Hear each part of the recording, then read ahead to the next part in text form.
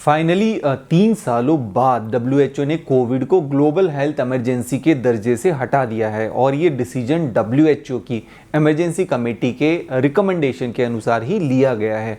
अगर कंपेयर करें आज से 3 साल पहले की स्थिति को जब कोविड आया था और आज की स्थिति को, तो इसके जो ट्रेंड है उसको देखकर सभी को ये लगता है और सभी इस डिसीजन से सहमत होंगे कि अब इसे वैश्विक महामारी पेंडेमिक के दर्जे से हटाया जा सकता है।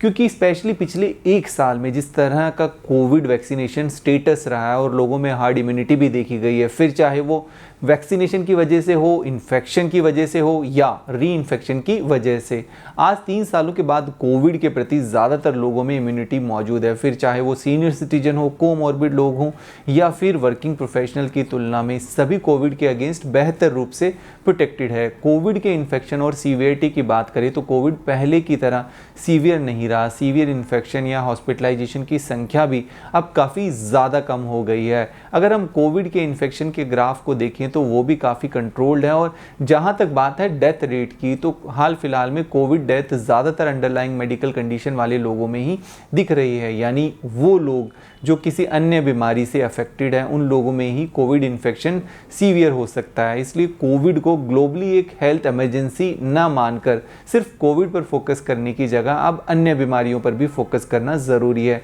जिस तरह पिछले 3 सालों में हेल्थ केयर इंडस्ट्री ने कोविड पर स्पेशल फोकस देकर उसके बचाव और उनके प्रिवेंशन पर कार्य किया था, जिसकी वजह से अन्य बीमारियों पर फोकस काफ़ी कम रहा, जैसे कि heart problem, cancer patients and mental health issues and diabetes या लाइफस्टाइल डिजीज़, ये भी काफ़ी बढ़ गई है। और अब वक्त है कि कोविड वायरस के साथ साथ हम दूसरी बीमारियां, उनके इन्फेक्शन, उनके डायग्नोसिस और ट्रीटमेंट पर ध्यान दें।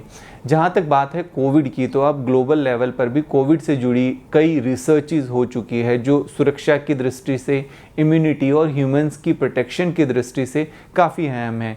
इसके बचाव के लिए बेहतर से बेहतर वैक्सीन भी उपलब्ध है। डायग्नोस्टिक की बात करें तो पहले की तुलना में जब कोविड को पेंडेमिक डिक्लेयर किया गया था तब टेस्टिंग की सुविधाएं भी उपलब्ध नहीं थी, लेकिन अब आरटीपीसीआर मेथड के ज़रिए कोविड इन्फेक्शन की पुष्टि की जा सकती है। जीनोम सीक्वेंसिंग के जरिए वायरस के बदलाव को भी मॉनिटर किया जा सकता है। एक और जहां वैक्सीन ने वायरस की सीवियरिटी कम की है, वहीं ट्रांसमिशन को रोकने के तरीके से ज़्यादातर लोग अवेयर हैं।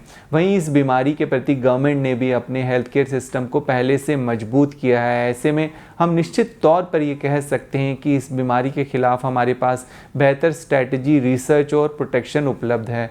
मौजूदा हालातों को देखते हुए कोविड के कारण किसी तरह की हेल्थ इमरजेंसी आने की संभावना नहीं दिख रही है। अन्य बीमारियों की तरह ही हमें कोविड के कॉजेज, सिम्टम, डायग्नोसिस सभी मालूम है और सिर्फ एक बेहतर स्ट्रैटेजी के साथ इसकी मॉनिटरिंग करके प्रिवेंटिव स्टेप्स लेकर इसे आराम से मैनेज किया जा सकता है।